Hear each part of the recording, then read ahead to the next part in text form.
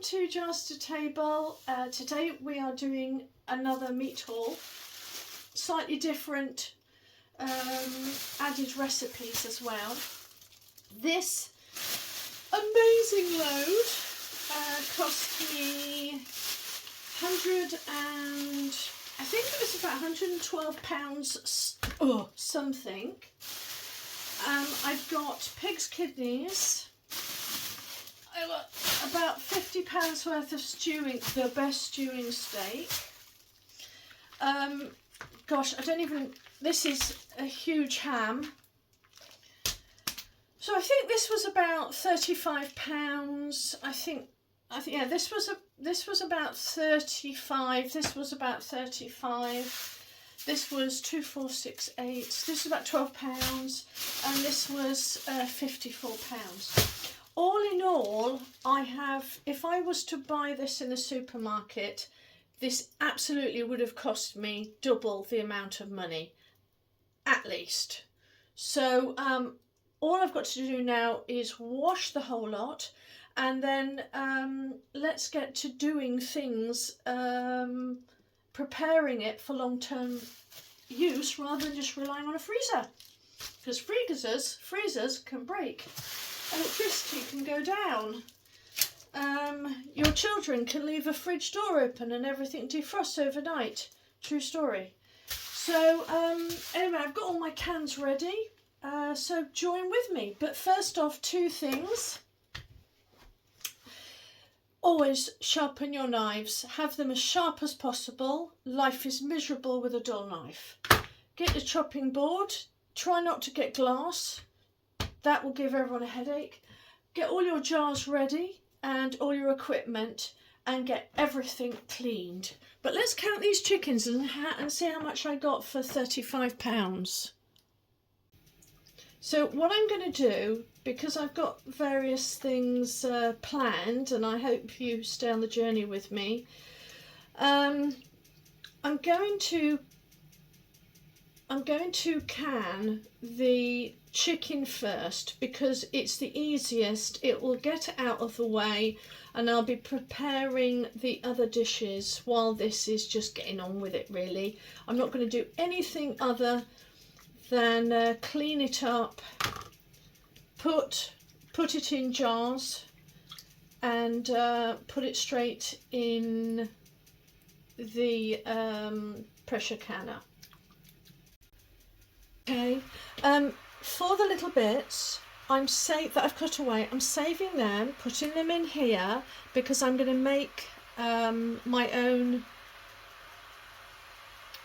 cubes, chicken powder with it, instead of, chicken oxo cubes. So I'm keeping that in here, okay, not getting rid of it. I don't know why I didn't use the pieces that I normally do. Crazy. But I'll show you how to do that a little bit later. The other thing, so these bits aren't going to waste, but each one of these jars takes 1.5 chickens anyway, 1.5 chicken breasts, and that is enough to eke out. Now if I really want more chicken, then I'll just put 2 in. And if you've got a husband, then I guess 500 milliliter is always what you are going to fill up. Your chicken jars are going to be at least 500 milliliters.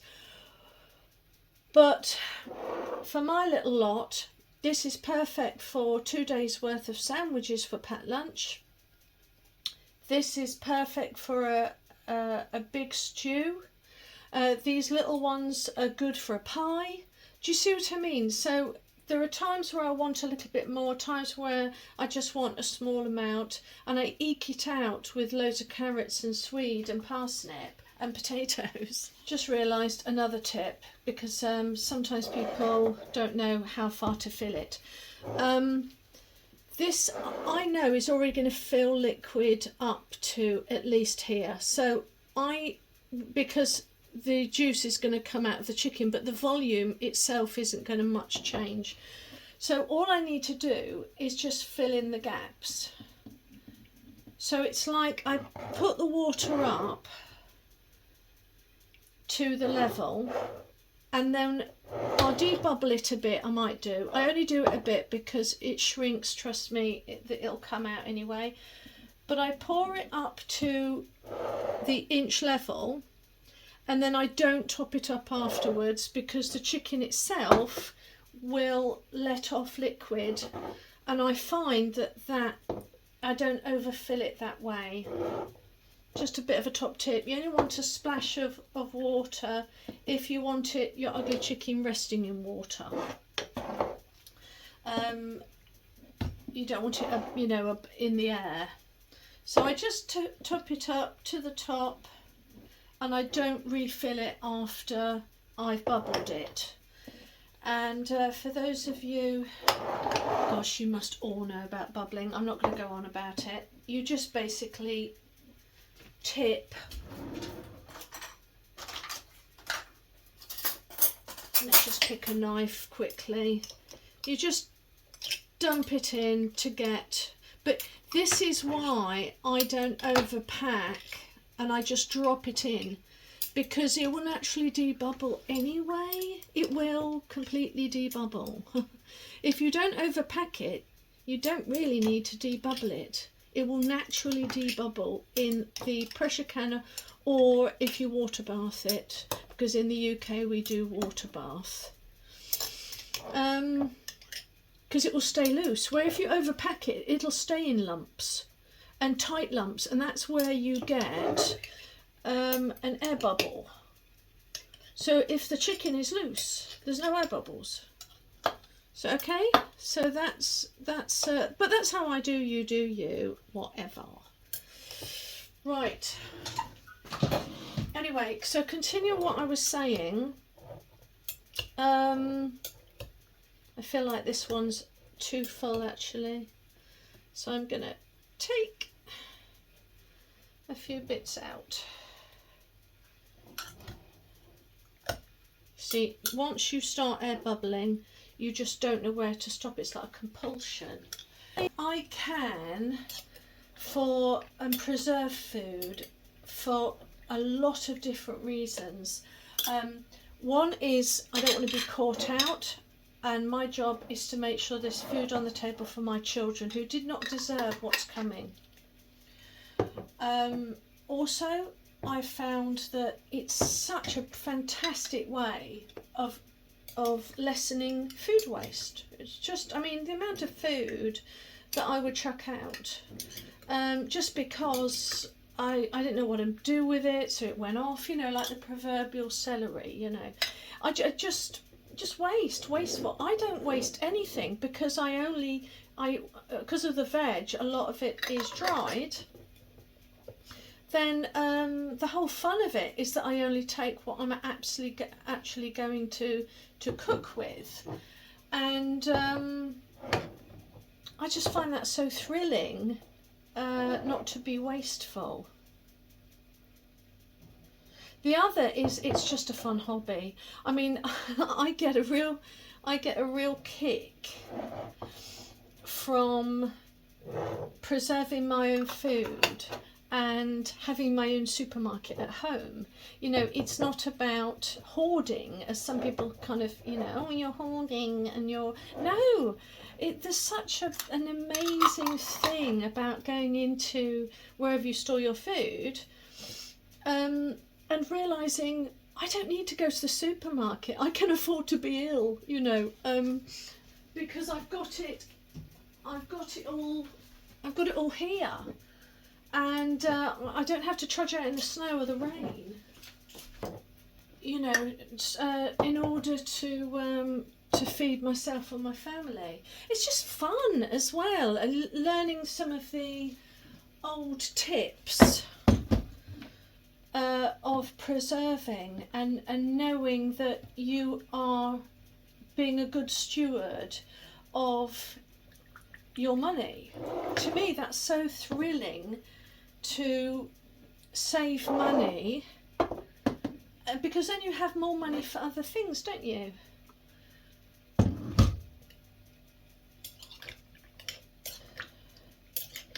Right, I've lost count. I should have counted, but that's what the end of the video or the next video will be, is a tot up of how many cans that I did. But generally, I think if I did, what was it, 24 chickens, and I got about a chicken and a half in, chicken breast, 1.5 chicken breasts in each jar. So, you know, it's going to be about 12 cans. But the brilliant thing about all of this is, look how much chicken powder that I've got here to convert. Brilliant. Another thing I don't have to rely on when going, you know, if I have to go to the shops. That's one less thing I need to buy from them. But let's talk about now beef and kidney. So my kids so far don't eat beef and kidney pies, but I love beef and kidney pies. So when my kids are away, I want to be able, oh, it's too big, I want to be able to have my own little treat of suet pastry filled steak and kidney pie. And I worked out that I wanted about 12 for the year. Right, so processing the kidneys. There is 4 things I kind of want to go through this with. Hopefully you've seen a kidney. Now, when you get kidneys, they are proportionate to the animal that they've come from, and so with this particular one, which is pig's liver, like filleting, kind of want to run. You can't really cut like that. You kind of want to do it like the filleting fish. So you run along and let the knife easily go where it may, and then generally you kind of miss the harder bits, because all of that is so hard, it's uneatable really. But we're going to cut off the edges, fill up the jars with these end bits, and I'm putting about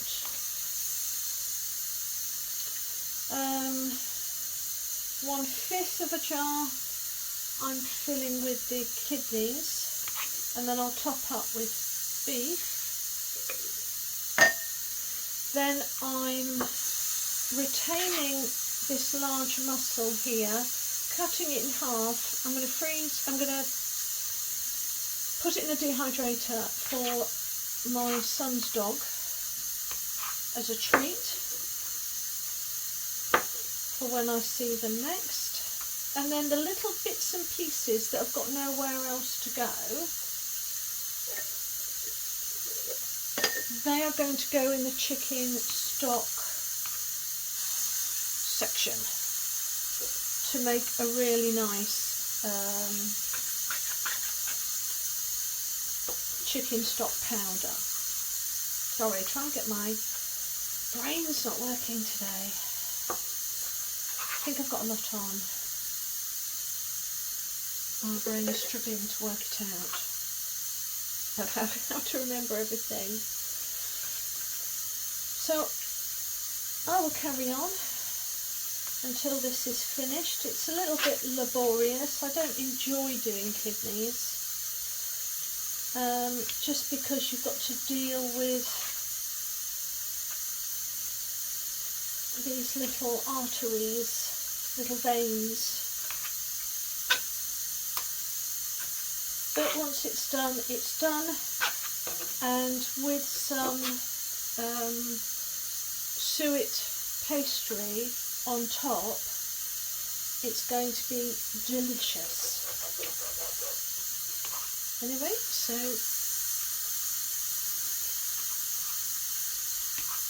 and Mika the dog is going to love those. Let me show you how to fillet a kidney. This is a pig's one. It's got a line here, don't worry about it. Sometimes happens in the abattoir. But anyway, so what you want to do is you can pick a section, but I tend to do it halfway, and you want to press down with a sharp knife until you feel resistance. You'll feel it quite quickly because it will hit that. Then it's good if you've got nails. Then you want to put the knife in there, hold on to this bit, and you want to, like filleting a fish, you just want to run your knife along the part that is resisting. Do you see? Then you want to turn it over, go down to the bit of resistance again, showing the white, and you want to follow the path of least resistance. Okay?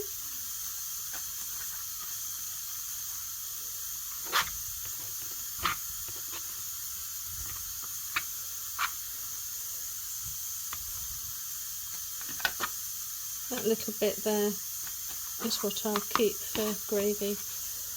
That bit is inedible as far as I know. And then we do the next bit.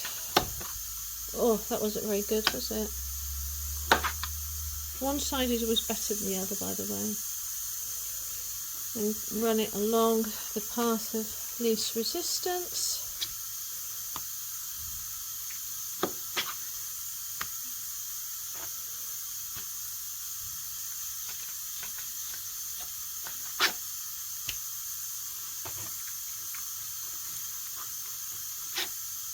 There we go.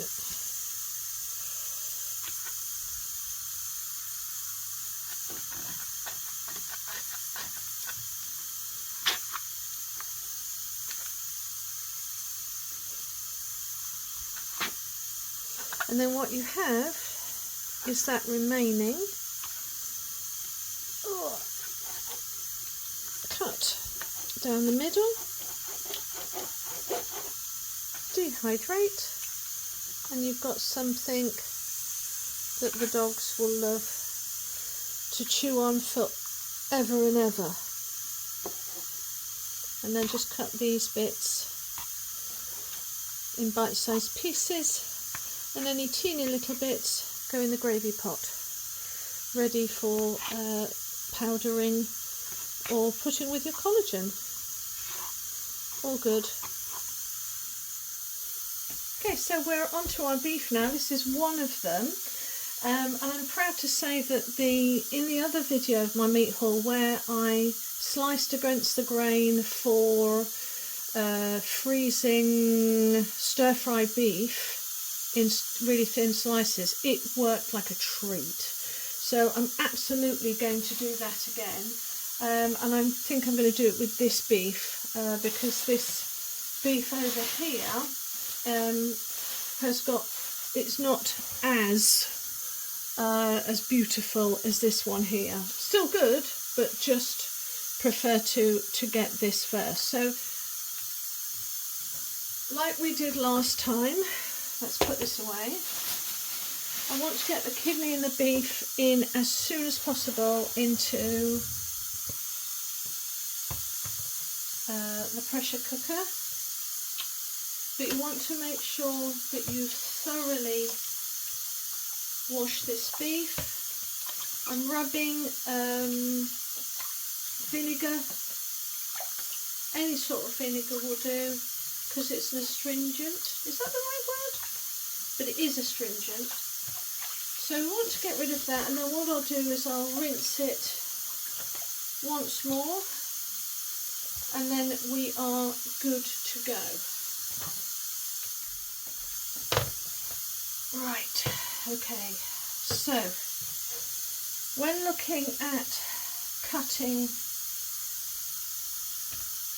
beef, you want to go across the grain. So at the moment the grain's like that.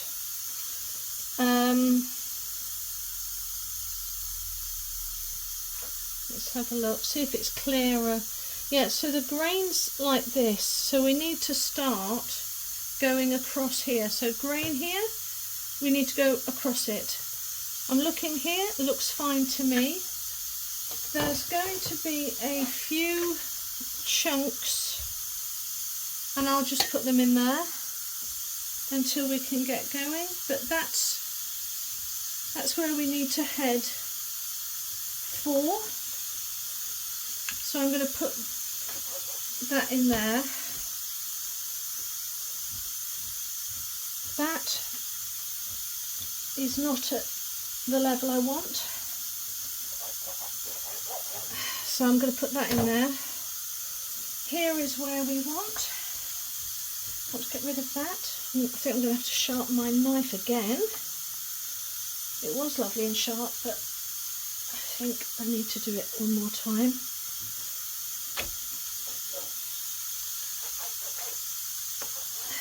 Put that in there. Now, this is where I wish I could cut it here, but I don't think I'm going to be able to. Let's sharpen the knife first.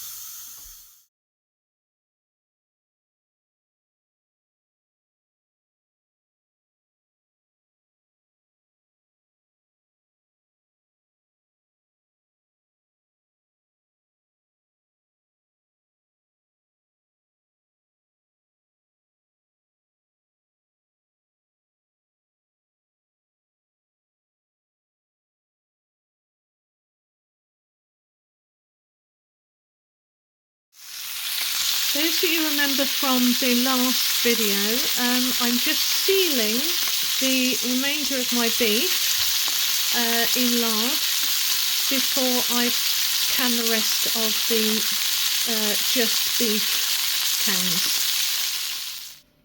Right, so we've almost come to the end of our canning. These have all been wiped now, and just to reiterate, what I did was I filled, this is the kidney and beef, so I just filled it up to the shoulder level and then I stopped, and then you can debubble to your heart's content, but at that point that's done. I don't add more liquid just in case more liquid comes out of it as the meat shrinks.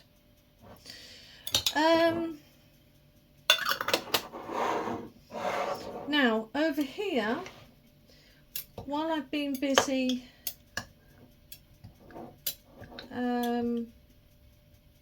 sort of sorting these out, I've been sealing the meat. Now the meat is literally just sealed in lard. You could do it in butter if you wanted, but it hasn't got a very high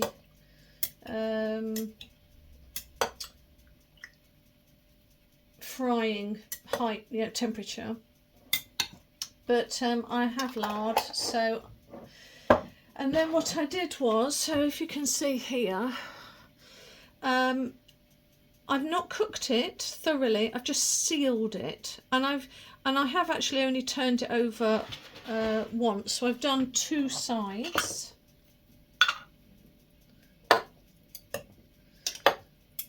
And then I'm going to can this next. Oops. Well, I remember just to do this. The reason why I fry them first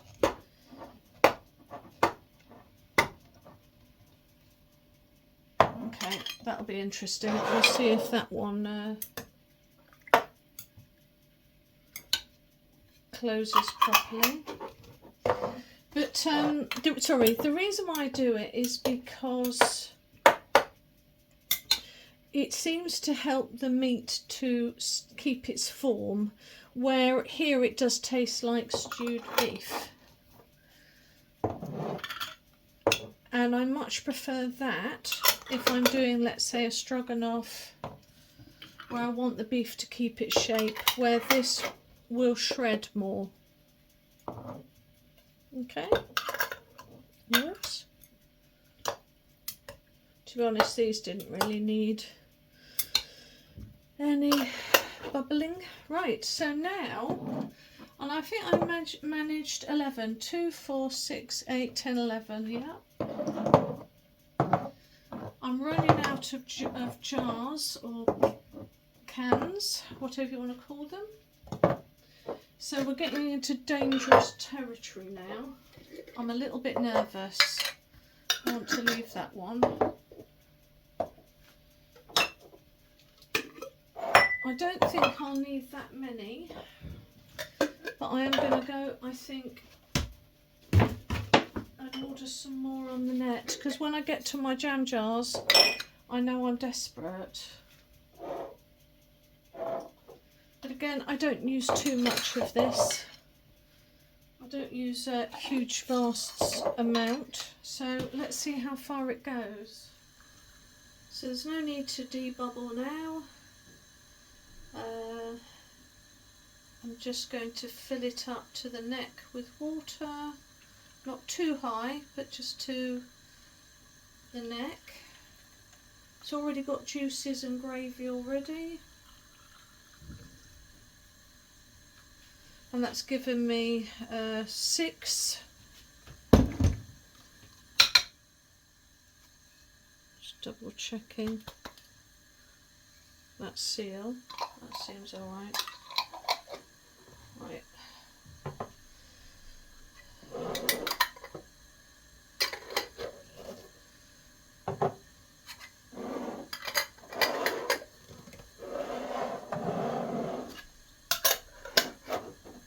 Ow!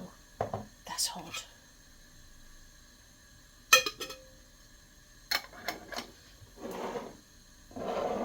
Which lid is that? Is that for that? Yeah. As soon as the chicken's done, they'll get in. And now, believe it or not, the only thing I've got left to do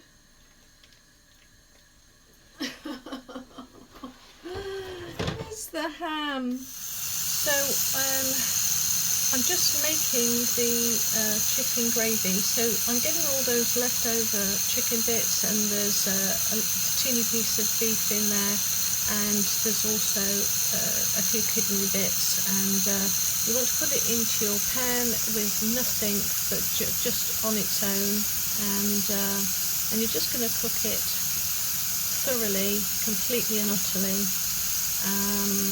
I'm using a skillet, and there's no oil. You don't want any oil whatsoever. No butter, no lard, no nothing. It just needs to dry out, cook and dry out on the pan. And then once that's done, put it in the dehydrator. I'm going to mince it up after this, and then I'll put it on the dehydrator. Alright, so the chicken and little bits of kidney have cooked. You're going to let them cool down now, and then we're going to just quickly whiz them up into small batches and put them on here. I've also cooked the kidneys, you know, the middle bit. I know I've got to work out what it's called, but anyway, that's been cooked. But obviously for a dog, I'm going to leave that whole, and they're going to dehydrate, where this is going to be dehydrated in very small whizzed up pieces.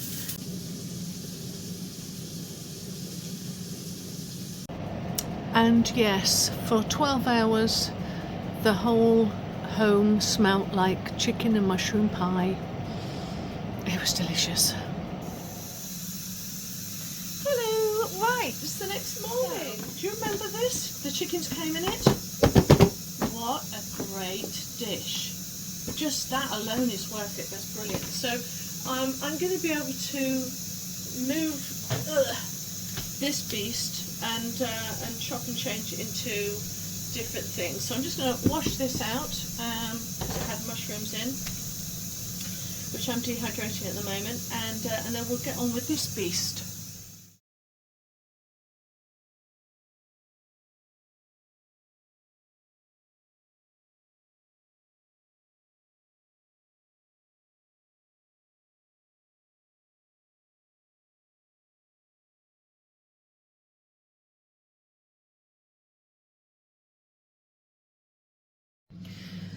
Right, okay, everything's been cleaned and everything has been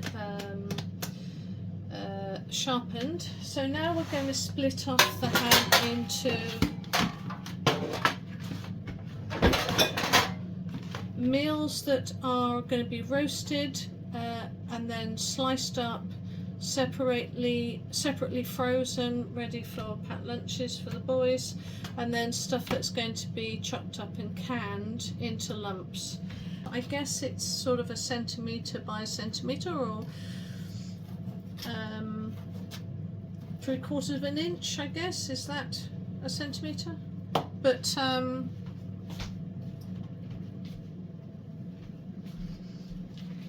those bits I'm going to stick in here, and then that would be a really good roasting one. So what I'm going to do is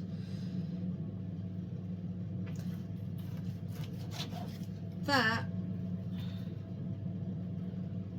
and then that, and then I would roast that, yeah, because I can't shred that as well, cut it.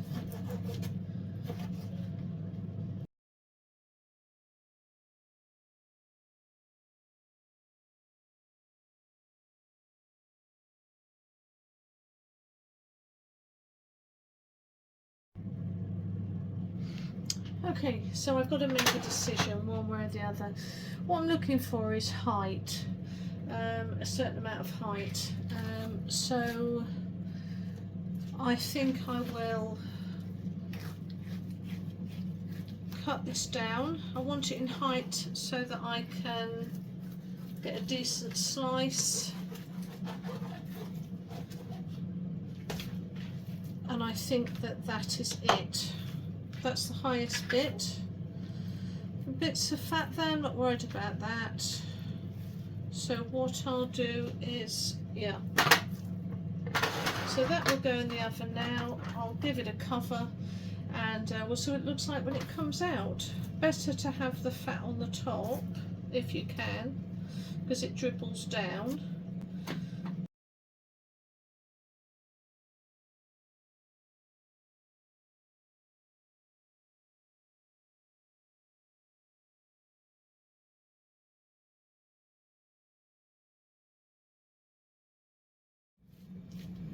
That's a really good.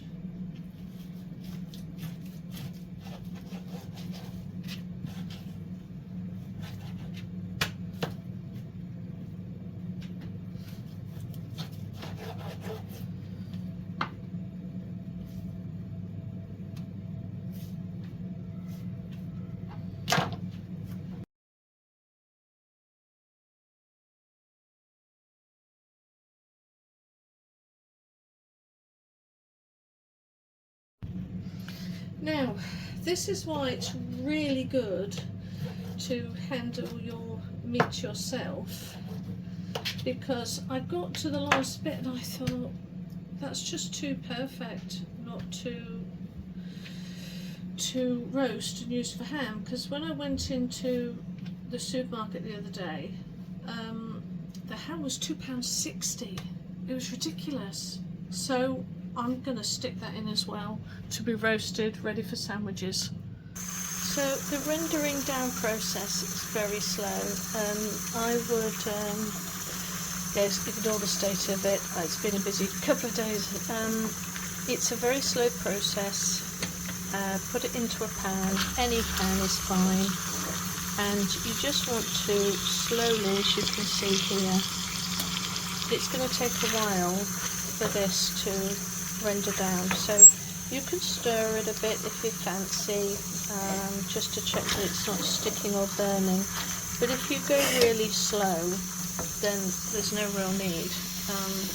But remember, this is fat once it's rendered down, so you can't walk off and leave it. So just make sure it's on a day where you keep checking every 10 minutes. Right, we're on the home run.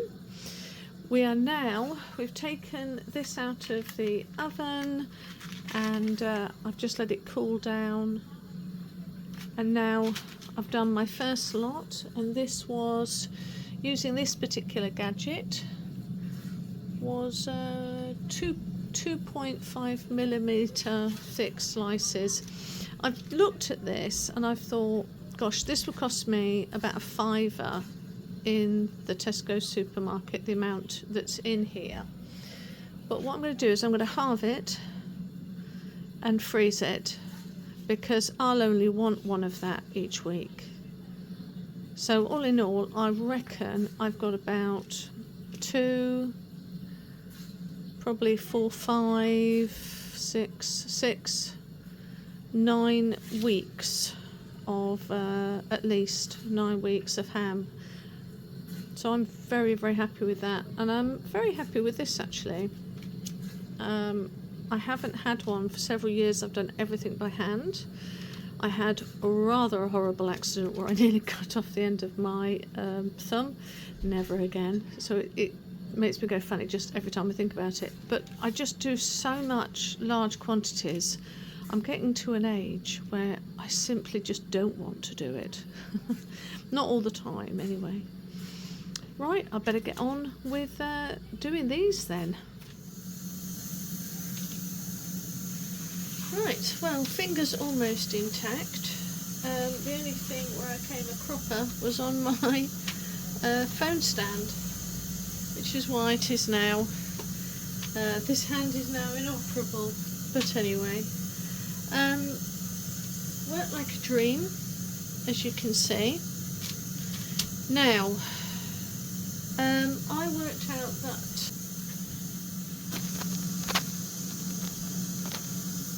here's my bag. I've been carefully putting the packets in, and I'm looking at it now thinking, actually it's probably closer to 8 packets. But because I'm going to save some to have in sandwiches for tomorrow's packed lunches, I'm not really going to call it, but let's say 8. And that would bring it definitely up to 27, 28 pounds worth of ham that usually costs you about £2.50 in your local supermarket. So yeah, there we go. So all I'm doing with kitchen towel, with greaseproof paper, I'm just folding it like that, folding it like that. That's a week's worth. It's going in here. Then I'm going to try and get as much air out of it as I can, and then put it in the freezer. So about 25, 27 pounds, right? That lot of sandwich ham cost me, bearing in mind that I've also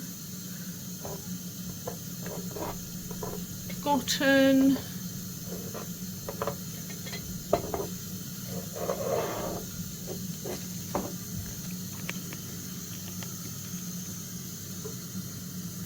I've got more, so 3, 6, 9 jars of ham as well. So basically for at least £50 I got it for about £25, that ham, around about that. That's incredible.